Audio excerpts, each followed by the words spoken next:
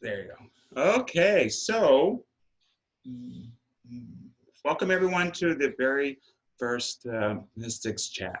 Um, so what this is basically a a talk, a discussion about current pagan events or just current events in general. We'll talk about magical things. We'll talk about spiritual things and all types of stuff. So let me introduce myself.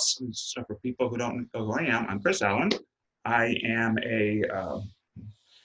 I'm an ordained minister for the Fellowship of the Phoenix. I'm also a published author. Um, I have been studying magic and shamanism since about 1992. So, um, and so I guess to just go ahead and go into the other introduction. So, Luke, why don't you say hi and introduce yourself? Yeah, hi everybody. My name is Luke Babb. I am a devotional polytheist, which means that I work a lot with different deities from different traditions. Most of my work is with the deities of Iceland or Greece, but I also am a part of the Fellowship of the Phoenix, which is a queer order here in Chicago. Um, uh, I call myself a skeptical spirit worker. I also do a lot of like divination sort of work. Um, Magical jack of all trades. That's me. All right. So, Ruby, why don't you introduce yourself and say hello? Hello, I'm Ruby Ruse. I am a pagan YouTube artist. I talk about magical and pagan themes, but with a focus on the Fae, which some people refer to as the fairyland, the fairy realm. I focus on non-human spirits and how work with them and how to work and how to interact with them. And I also am a professional fortune teller and travel on usually fairy festivals and Renaissance type festivals is where you'll see me appear. And usually I have a whole fairy setup uh, that I do. I have fairy wings and all, but I'm wearing my fairy wings around my neck today. So That's awesome. Awesome. Okay, so Luke, why don't we start with you? And it looks like I'm having to do this manually, but that's okay. That is okay. All right. So why don't you go ahead and start with what you wanted to talk about today? Yeah. So you had suggested talking about sort of how we are right now and sort of pagan practice in relationship to COVID-19, Mhm. and how that's affecting us like as individuals and as a community. Um, I one of the things that I do is I write for the Wild Hunt, and my most recent article was basically just me sitting alone thinking about the idea of what it means to be isolated and what it means to be bound. Um, I think that we have a lot of like really intense and beautiful myths that interact with that theme. For me, I work with and like it sort of ties into the monomyth, right? So there's this myth that happens in a lot of different places about a deity that is bound Mm, or killed, yeah. and then after a while comes back and like changes the world because of this experience. Um, and archetypal people will argue that that is the god. I am a little bit more hard polytheist than that, so I tend to think more of it in terms of um, like individual deities having that happen. Um, but I'm just sort of interested in hearing about how we Yeah.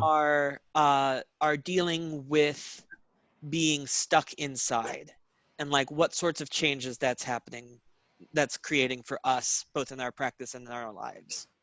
Right. So, um, Ruby, how is it affecting you? Like, what's going through your head? What's happening with you with all this? Well, I actually have a very strange experience because I actually have been in isolation longer than most people. You can't really tell just by looking at me, but I was actually pretty significantly injured in my mundane job. I'm actually a police officer, and I'm actually pretty injured. I have a spinal injury that has damaged the nerves in my strong hand that makes it very difficult. Well, actually, it makes it impossible for me to work right now. That injury occurred in February before the COVID-19 epidemic really exploded in the state of Illinois where I live. So it's been very difficult for me in that role of protector and that role of guardian, that I'm not where I feel I should be, out there protecting the public and being there in service to them. So that's been very difficult. And also a lot of the people that I work with are passing away. And I personally am dealing with that survivor's guilt right now. That I feel like I've been spared. And that has been something that's been very difficult for me to deal with. So I have been spending a great deal of this isolated time in deep meditations. I've been doing a lot of shamanistic journeying. And one of the most powerful messages I learned was I was in meditation with the thought, what am I supposed to learn from this experience? What should I learn here? And can you share what you learned? Yeah. It's the message that I received was, it's not so much that I should learn anything. It's that I can learn. Okay. That's So cool. I felt like that, because a lot of times with working with the Fae, I often talk about the fairy beings, the other beings of the other world, non-human spirits that never were in any way, shape, or form human. They are something outside of humanity. And I often talk about that in the fairy realm, there is no concept of good or evil.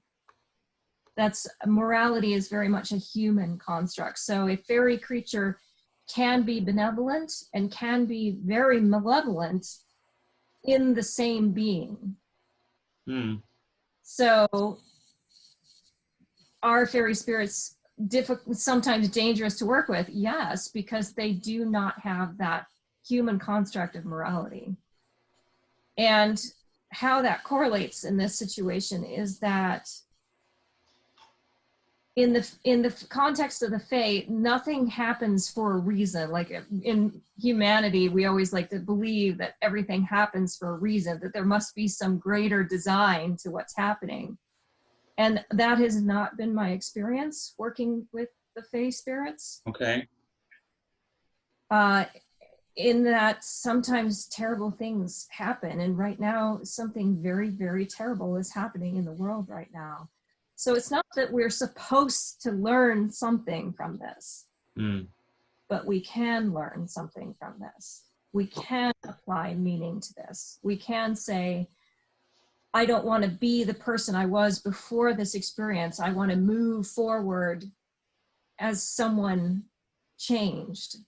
So for example, with the environment, I mean, we've seen how a clear distinction between humanity operating without regard to the environment, and then suddenly everything's shutting down, and how the environment has immediately changed for the better. So when we're moving from this experience, like, okay, it's not that we should learn something, but we can. So we can learn how to better care for our environment after this experience. We can learn how to appreciate connection between one another. There's so many lessons that we can move forward with. So that's one of the things that I'm trying to hold on to, is that this is an experience that has shaped me and has changed me, and I can make that something powerful for the future. Yeah, that's awesome.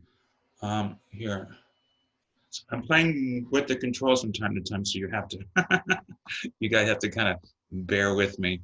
Okay. So for myself, it's interesting because, you know, by day I'm a massage therapist, and I work at a hotel, and I haven't worked in probably 4 weeks now. But in between clients, I'd always do all my research and my writing. So basically now the only thing has changed. I'm not doing massages. I'm basically like just doing all of my other stuff and all the online stuff and things like that. So I'm not sure if you guys have seen it, but on my website, I wrote an article about how the earth is resetting itself, how the earth is like, you know what, done.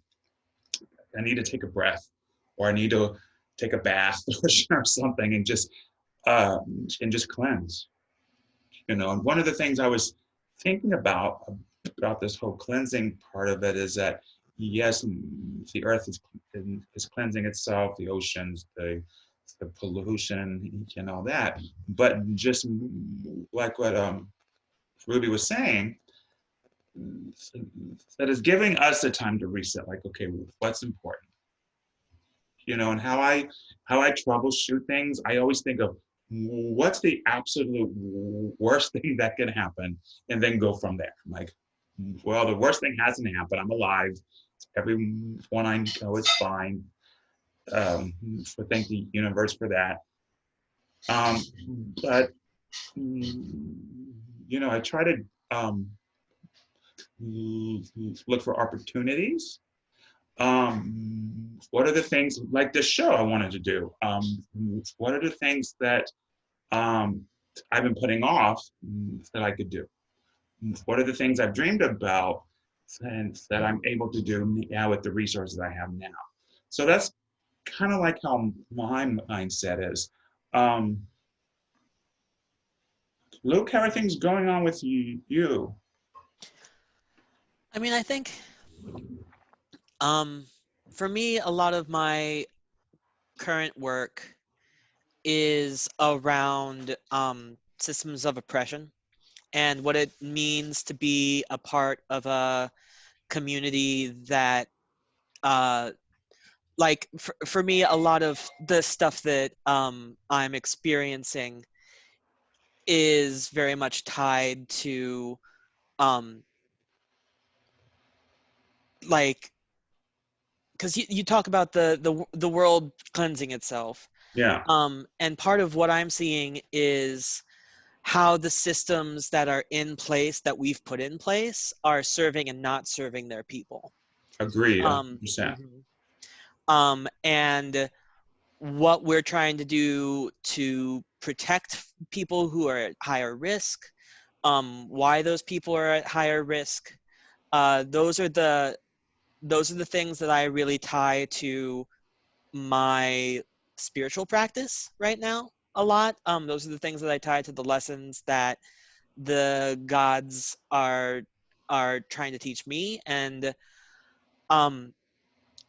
the work, and like, it's depressing. Like, it's upsetting. I am upset a lot of the time, because while I am able to live fairly comfortably and I have that level of privilege and luck I also know that I have many, many friends who are going through a lot. And so a lot of how I'm trying to conceptualize and deal with this is thinking about what I can do now and in future to try to really be clear about what's adding into this, and try to be really thoughtful about my magic and the ways I talk about these things, um, in order to learn more and then educate more, um, which is helpful in some ways because I love it, and is also sometimes feels like it is not enough. Like there are so many things out there that need to be changed, and this is like I can't change all of them. Um, so that's sort of what I'm grappling with right now. Yeah, yeah. Um, so one of the things that we're trying to that we're highlighting about how we're feeling and things like that. So what are some of the things that we are doing for ourselves? And they all don't all have to be spiritual or magical. What are some of the things that we're doing for ourselves that maybe we could teach each other of how to go forward, how to handle things, how to just, uh, feel better. Um, for example, one of the things, just like I said before, is having this panel just so we can share our feelings, um, share our thoughts and spirituality and things like that. So that's, you know, um, one way. For myself, I've been trying to do like my basic introductory energy techniques, healing, blah, blah, blah practices that I learned a long time ago that I haven't done for a long time. Like, for example, like meditation, like just basic meditation or lining the chakras or energy cleansing and things like that, things that are, um, I just to help me find alignment. Another thing I'm doing for myself is I'm trying to do things around here that are fun, you know, like for example, play video games or watching Netflix or something that isn't so magical. In exercise, I have the luxury in the back of having a back stair well thing. And so Dan and I will every so often walk up and down the stairs. We live on the fourth floor, so we walk up and down 4 or 5 flights for about 30, 40 minutes. And that helps, just to get our mindset. It's like, it doesn't feel like prison to me, but it does feel like in, instead of having the whole world, you know, your environment has shrunk into a an apartment, and things like that. And I used to find solace in, oh, let's go to the grocery store. And I don't fear things. I don't think, oh my God, if I go to the grocery store, I'm going to get the virus. But what I am doing is being very hyper aware of things. Like if someone sneezes, I'm like, wait, who's sneezing?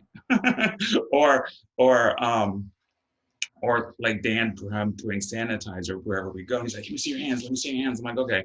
And so it's like, I don't feel scared or frightened. I'm just like hyper aware, excuse me, of every single thing, and things move like that. What are you guys doing in your own time to make your guys power through? So, what are you doing for fun or for magic or what? What are you doing? it Well, for sounds. me, my name's Kelly. I've been doing a lot of crafts Cool. and baking. I'm a super hyper workaholic normally. So my energy is like intense, and I'm new to doing more magic, but it does work. And right now I'm trying to do a spell for my dad. My dad has got heart problems, and we just found out they're worse, and he doesn't want to be resuscitated, which I respect that. You know, the man has worked hard in his life and is a great father, great person, enjoyed life. So I want to do a spell where all the ailments that are holding him back, you know, from enjoying the last little bits of his life don't bother him, knowing that he probably has maybe a year. But I don't want him to feel like he's been having problems walking. So I don't want him to worry about, can I go in my backyard to my plants and worry about falling? You know, I want to try to do something just so I'm really trying to work that in my head, you know, because I know he'll pass. And I just love him so much, but that's his decision when he's ready, you know. But I don't want these other things to hold him back. You know what I mean? He's having problems walking sometimes, out of breath, you know. So I don't want those things to hold him back right now. I want him to enjoy every little bit of his life that he has left, you know. So that's what I'm trying to work on right now, since I do have the time. And I just got to make sure, you know, whatever I do isn't bad for anybody. So, you know, so that and baking, cooking, crafting. Right. So Ruby, I do fairy houses. I make fairy houses out of planters, out of bird houses, and they're pretty fantastic. I should get your address. I'd send you one because I give them to people. I don't ever sell. They're adorable. That's awesome. That is awesome. Yeah. Yeah. And Well, what you can I do is baking myself, so I was about to say, I've baked more in the last month than I think in the last year.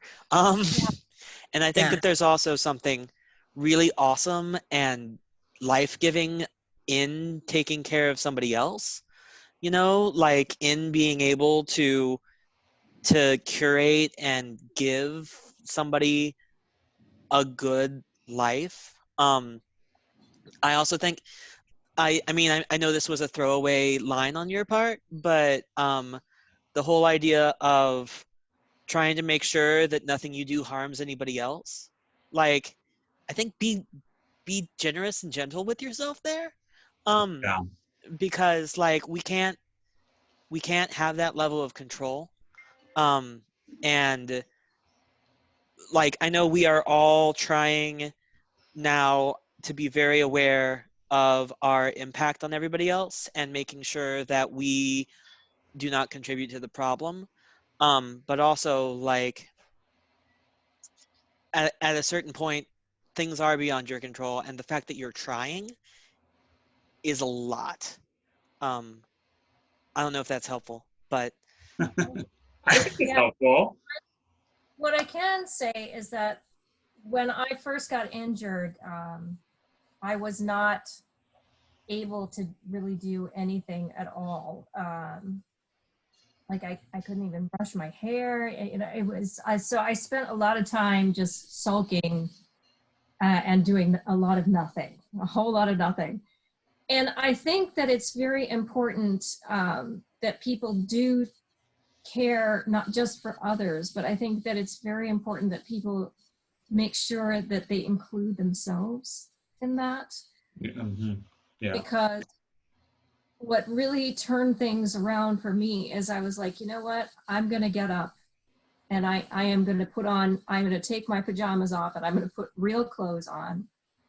I'm going to put makeup on my face just for myself so that I feel complete and that I'm doing something expressly for myself.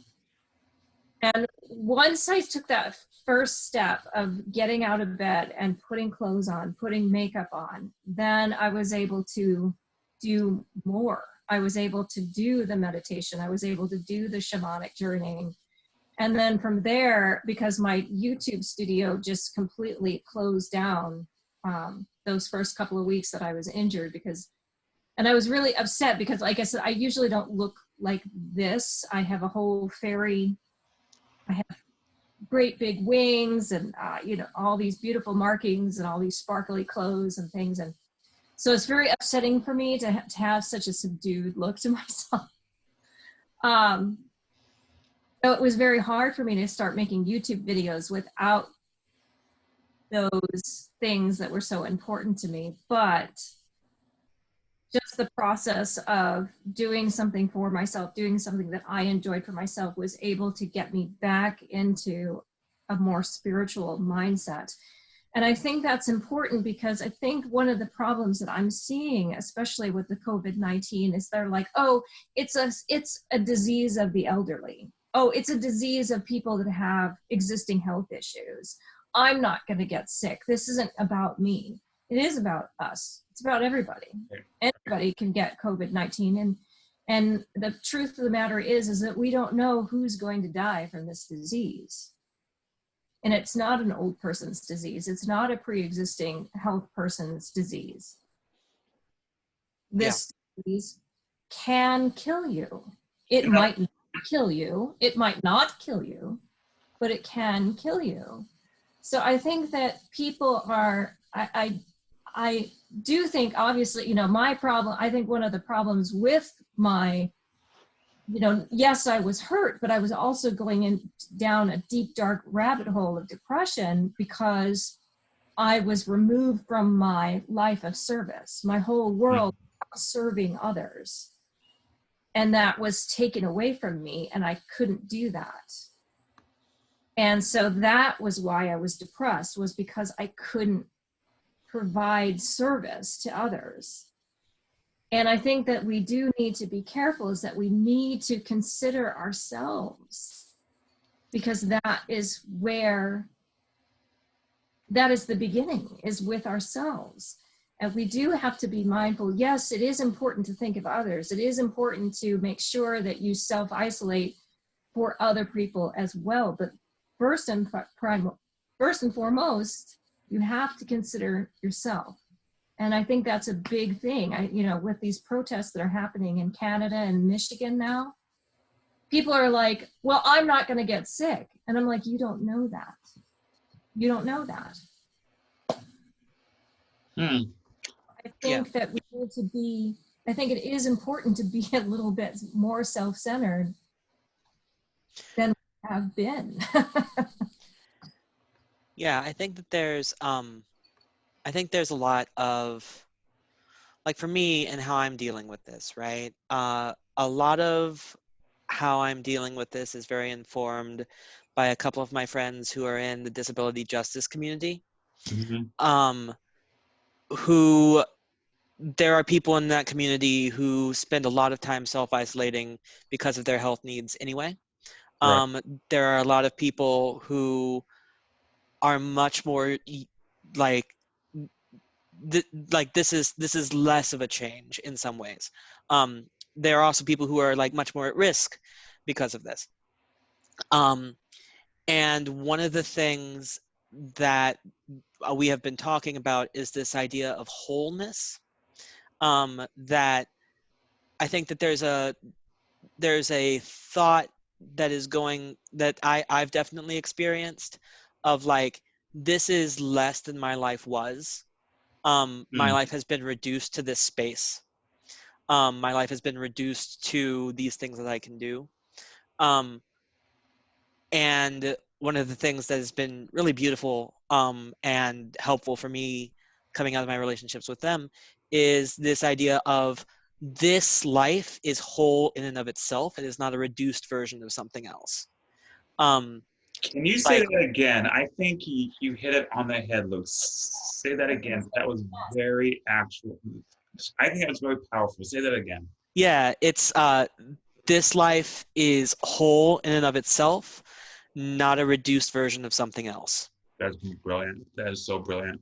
So like, I'm like that's something that comes out of like I said, the disability justice community. This is something that comes out of like conversations that disabled people have been having for a very long time. And I think that there is I think it's really useful, and I'm very much trying to like change my thoughts around like, this is my life. What about it is beautiful? What about it is something that I can like sit in and be excited about? And how can I change my thoughts to prioritize this as it is, right?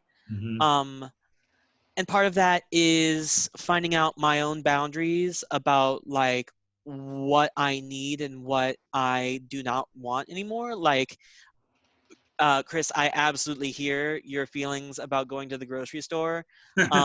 I got the first time I went to the grocery store after self-isolation had been in place, I went full on like first person shooter. Like, there's a threat over there because I heard a cough. I am very aware of exactly where everybody is in this space. I am trying to navigate, and I cannot do it without putting myself in danger.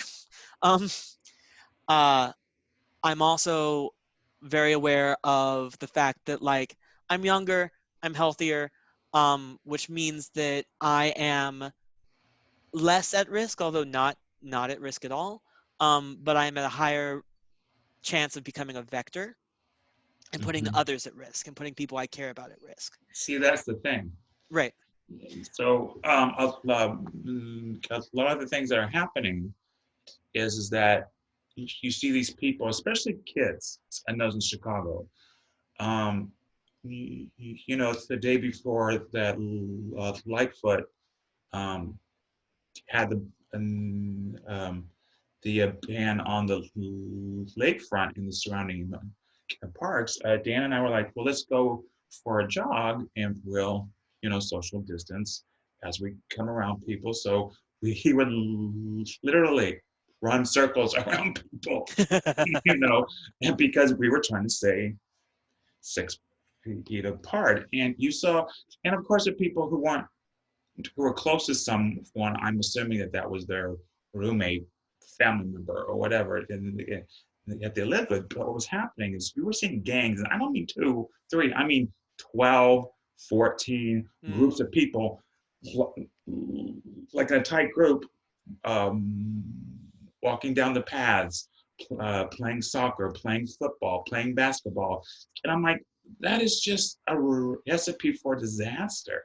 You know, it's funny because I think the oldest people there were Dan and myself, you know, because you didn't see the elderly. Well, I mean, not that I'm elderly, but you didn't see people who were over 50 or 60 or 65 or whatever, and there because they have some sense, and we're staying away from people.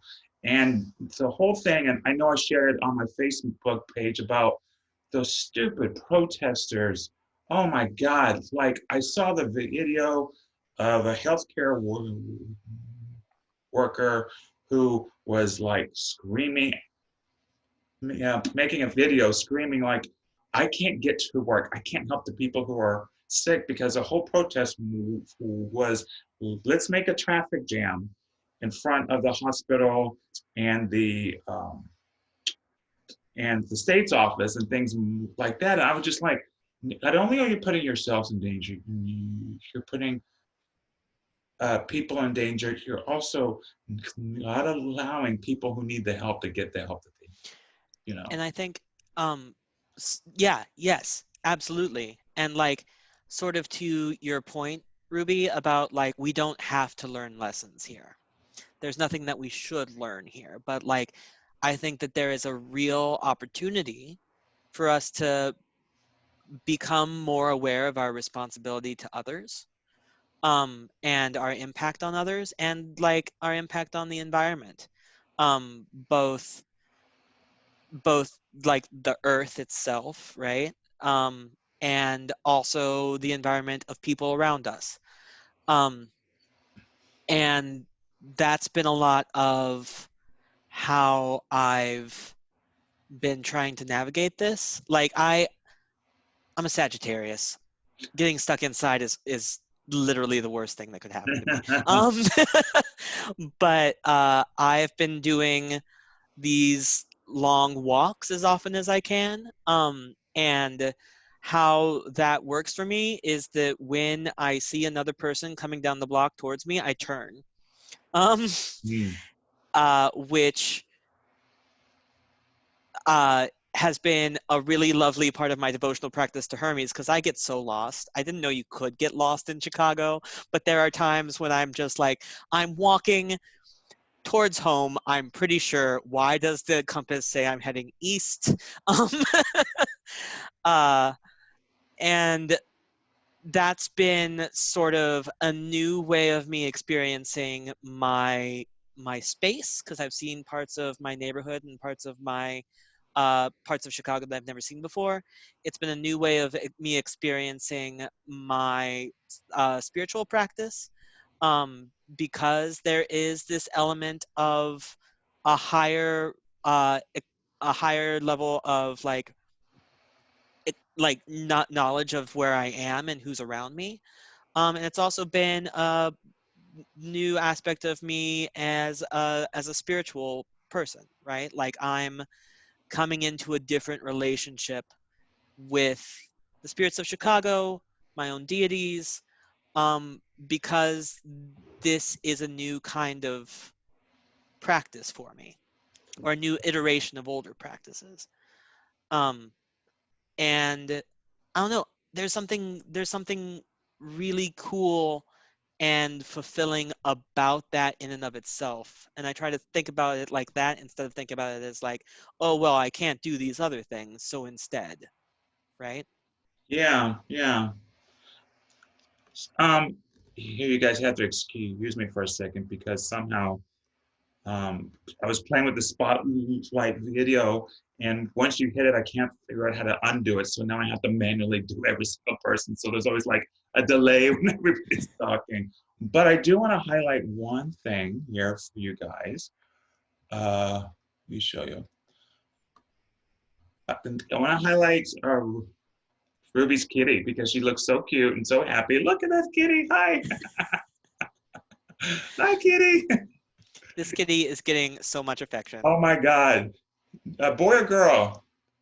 This is one of my boys. Oh, so cute. What's his name? His name is Lion, as in the cowardly. I love it. Cowardly. Yeah, he's actually a big old scaredy cat, this one. That's awesome. He's a lover, this one. Oh my God, so cute. So one of the things that you guys were talking about that I think I want to kind of segue in to was like the spiritual aspects of it. And so like I know Ruby is saying about how she was journeying and doing those things, and Luke, you were talking about your devotion, stuff like that.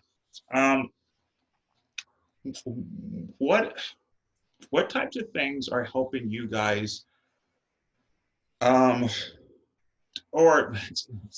how am I trying to word this? With the whole isolation thing, what are you guys doing that makes you stay connected? Like, for example, I mean, other than the physical things of having videos and the chats and all that, but like, for example,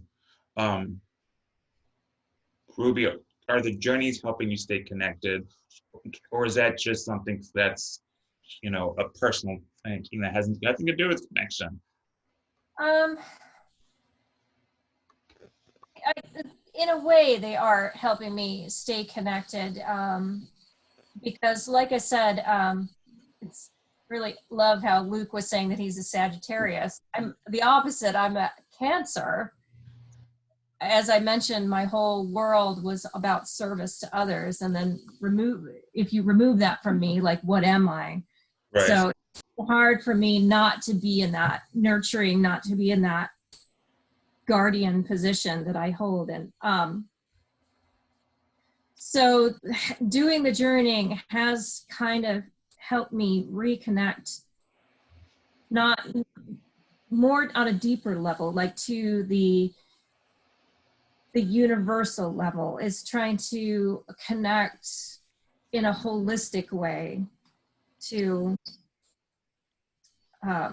this whole system that we're in together. So that's been something for me. Also, I've been, the other strange thing is, as I said, I have my YouTube channel that is about spirituality and fairy and that kind of thing. And with all of this time at home, I used to only do one video a week. And since I have not been doing anything else, I started upping that to 2 videos a week.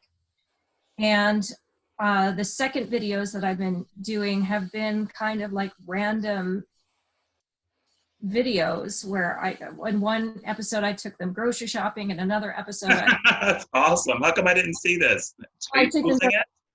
And then yeah, it's up there. And then I did a cooking video, and everybody was like, oh yeah, you should do more of these. And I thought it was very interesting that it was a way to let people into my life, to let them see a little bit more of who I am and what I do. And yeah.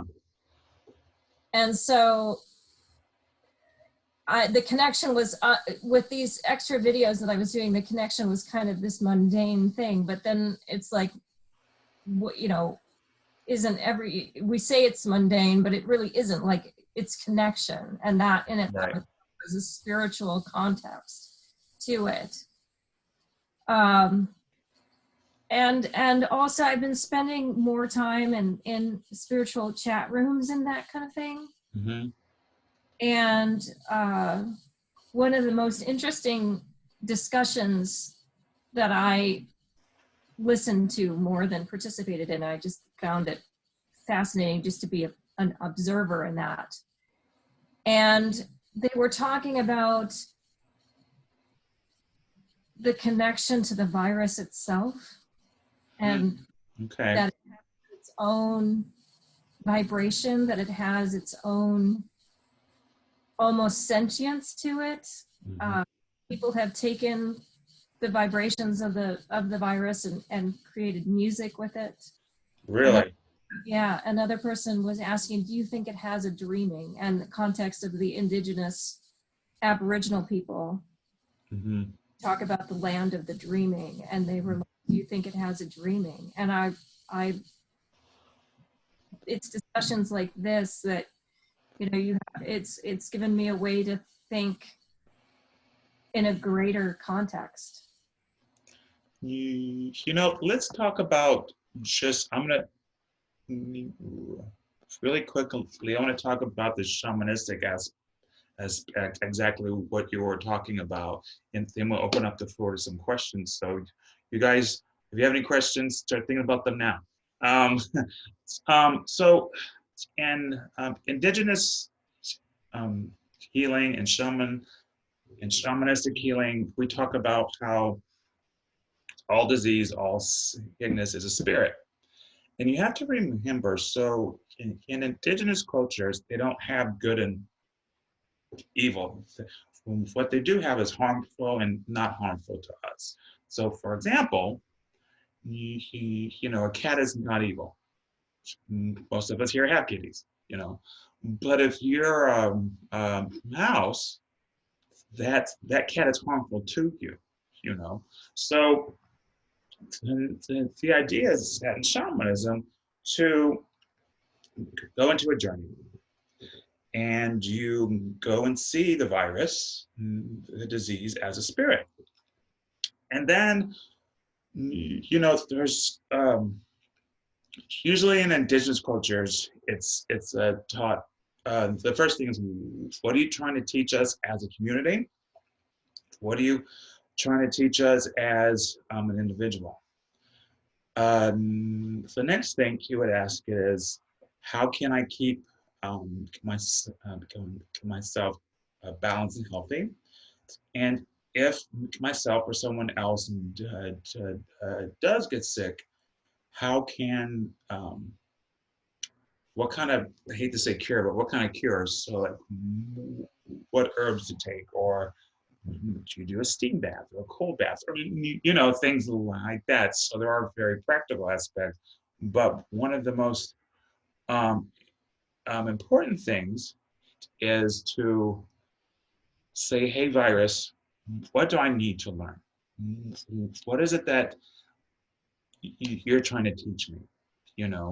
And it's interesting that Ruby, you talk about the dreaming. Like, what is it dreaming? And a lot of times, indigenous culture, dreaming is a little bit different than how we think about dreaming.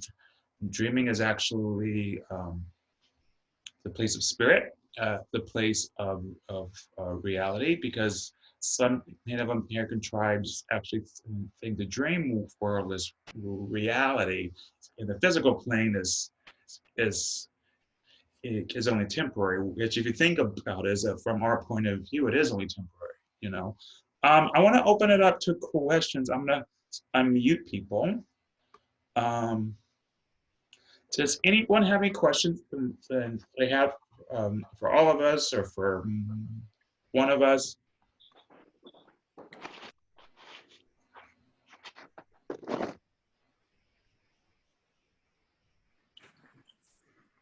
I have a question. Sure. It's Christina.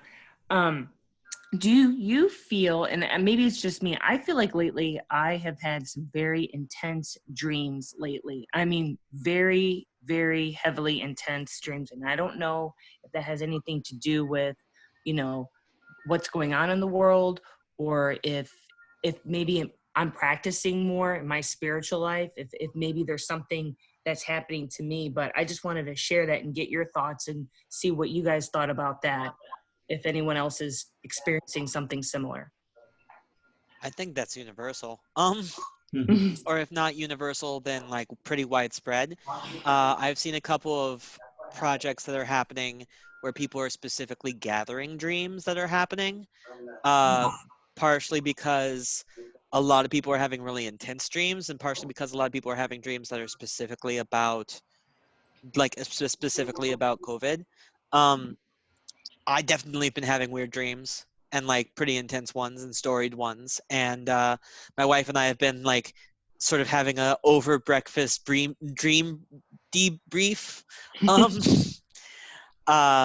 Just, I think that we're all, I think part of it is very like we are all a little understimulated. We are all a little undertired, or like our sleep schedules are off. So there's like real reasons for this. But I also think that we're all trying to process a bunch of things. Yeah, I completely agree with you, Luke. I think that it is partially because, we don't have to wake up to an alarm clock anymore. A lot of us, most of us are working from home now. So, there's not that rat race of, oh, I have to get up, I have to brew the coffee, I have to get out of the house. It's taken a little bit of a different pace now. So I think that slower pace is encouraging this type of latent spiritual essence that is within all of us. But it's interesting that you brought that up, Christina, because I had a very disturbing dream last night, as a matter of fact, and then I was poking around on Facebook this morning and found out that several of my friends also had very intense, kind of challenging dreams. So I think that yes, it might be partly that there's time to have these dreams, but I also think that maybe we're all in this place of heightened awareness too. And we're all connecting on these spiritual wavelengths because we can't connect in person right now. That's a really good point. Thank you. No, I didn't think about it that way, but you're right. Yeah, it's really hard because I'm an extrovert. I am always out. I'm very rarely at home. So maybe that's my way. My mind is trying to connect with others that way. Because I've dreamt about everybody. in weird situations and everything. So it's really interesting that you say that. I think magic is innate in everybody. I think that it is a birthright. And I think now, like, because we're not able to be together, especially those extroverts like yourself, you know, your magic is doing what it needs to do to be with these people that are important to you. That's interesting. I think you hit it on the head. I think what's happening is that through our dreams, that that's the only way, other than a video chat, to be connected. And if you also think about it, in dreams, we're energetically connected. So, like, for example, when I teach an online class, especially if it's a ceremony, I'll say, okay, look at everyone participating. Oh, And I'm breathe in. sorry. Jesus Christ, that's my bad. Go on your road. Oh, that's so funny. Someone's here. I'm gonna mute people right Go to your room. You're bad. You're very bad. now. So, I'm sure it sounds like a bit. Anyway, I think what's happening is that we are longing to have an energy connection to each other and to people. The interesting thing is that in dreams, anything that can happen. So, and sometimes you see people that you know in dreams, and sometimes you'll put a face or a familiar face to a dream that's just a message from spirit. And one of the things I'm very cautious of, especially as a person who's in the public and a leader and a teacher, I'm very cautious when people say, hey, Chris, I saw you in my dream. And I'm fine when they say, oh, I had a dream about you. Great, what was the dream about? Because I'm very interested. However, when someone says, no, you came to me in a dream and said blank, and I'm like, that's not the dream that I have, but I was like really knocked out. So maybe, I do want to conscious people that, one of the first things that many of us work out when we are first going down a magical path is dreams, because we all have them. However, sometimes it's a message from the universe. Sometimes it's a message from your own soul. Sometimes dreams are just dreams, and that every dream has to mean something. One of my friends who works with dreams and studies and dreams, she was saying that sometimes your brain just has to declutter, and sometimes it's a kind of like you know how in homeopathy we teach that when your body's healing from a sickness or a disease, all the symptoms come out. So when you're doing holistic healing or Reiki or energy work, sometimes the symptoms get worse before they get bad. So basically you're bringing it out. Same thing with decluttering your dreams and things. Okay, I'm going to unmute people again so they can ask questions. Any other questions before we wrap up? Any other questions from anybody? If not, that's okay. Okay, so in closing, let's start with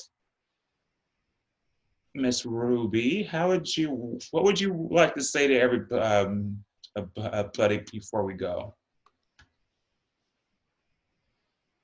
I want everybody to take care of themselves too. I think that's a big issue with me right now is, I didn't mention this earlier, as some of my personal friends know, is that I actually lost a very dear friend to the COVID virus. And he wasn't old and he wasn't health compromised. He was exceptionally healthy and he died.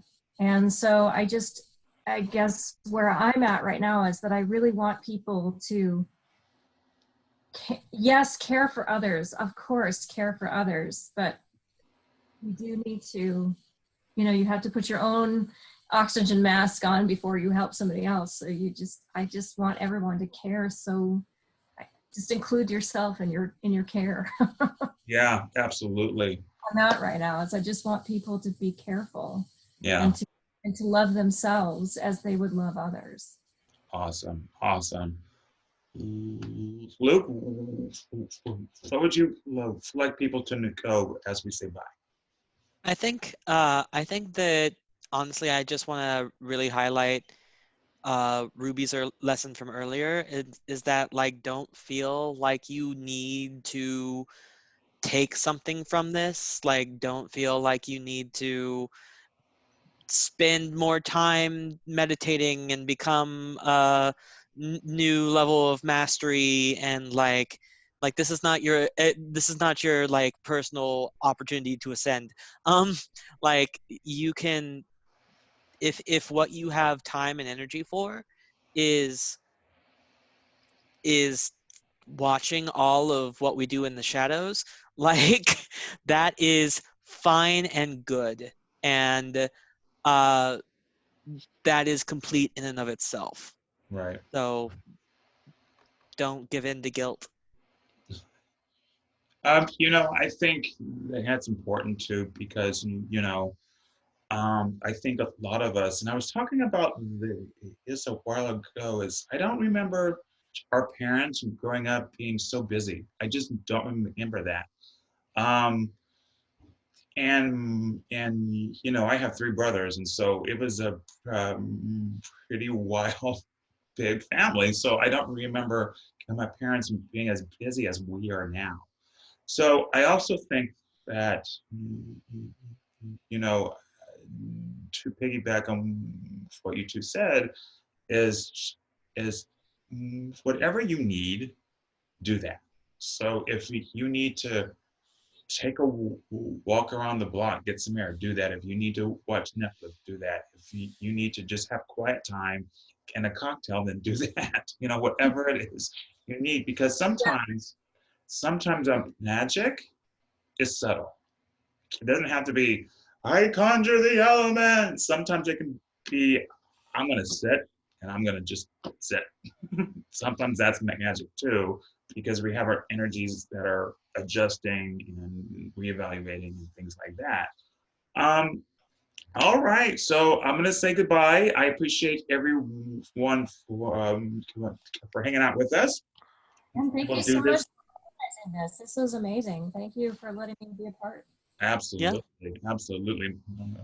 My pleasure. You guys were great today. You guys had some really cool things. I'm so happy. So I'm going to sign off and I will talk to you guys soon. Bye, y'all. Bye. Bye.